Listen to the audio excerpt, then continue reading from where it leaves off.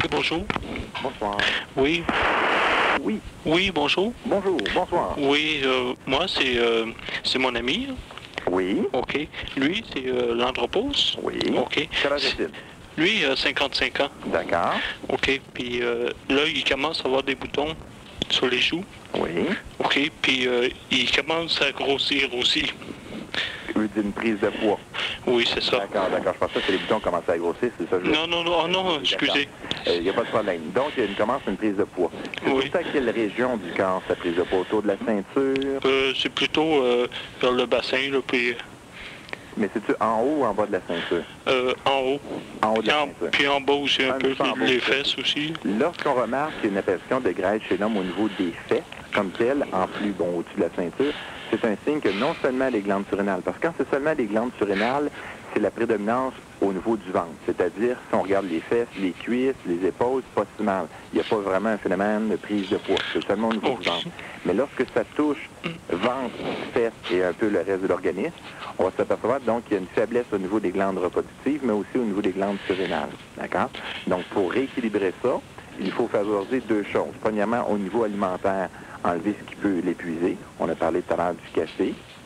On a parlé des thés, des excitants, les liqueurs, le chocolat. Et de l'autre côté aussi, il faut parler des corps gras. On sait que l'excès de corps gras va déstabiliser le facteur reproducteur. OK. Quand je parle de corps gras, je parle surtout de corps gras saturés. Parce que lui, il mange souvent au restaurant. Il se commande des lunchs à tous les jours. Exactement. Justement, dans ces restaurants-là, souvent, on va utiliser beaucoup la finesse.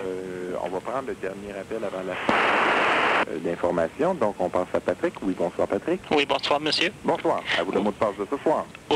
Oui, le ginseng racine de vie. C'est ça. Oh, OK. Quelle est ta question, Patrick? Moi, j'ai la peau blême depuis que je bois du lait au chocolat. Vous avez la peau blême. La peau, elle devient blême. Je suis rendu comme un embaumeur, presque. Est-ce que c'est une personne qui est fatiguée aussi? Non, j'arrive pas à dormir dans la nuit. OK. Je me tourne 5 heures de temps. D'accord. C'est sûr que le chocolat est un facteur d'excitation.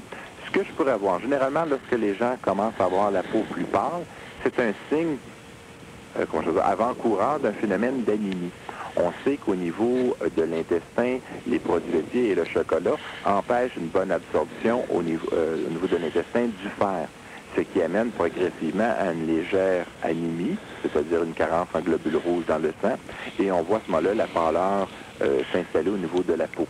Donc, si vous savez déjà que le lait au chocolat vous nuit au niveau de la pâleur de votre peau, je vous conseillerais fortement de le mettre de côté, je ne parle pas de l'occasion, et je vous conseillerais de vous orienter vers les aliments qui sont riches en fer. On pense aux épinards, on pense au persil, on peut parler un petit peu du brocoli. Tous les légumes verts dans le fin fond en contiennent beaucoup. D'accord. D'accord? Moi, j'aurais besoin ici d'enculer Wendell Clark, ça me ferait du bien aussi. Excusez? J'aimerais ça, enculer Wendell Clark.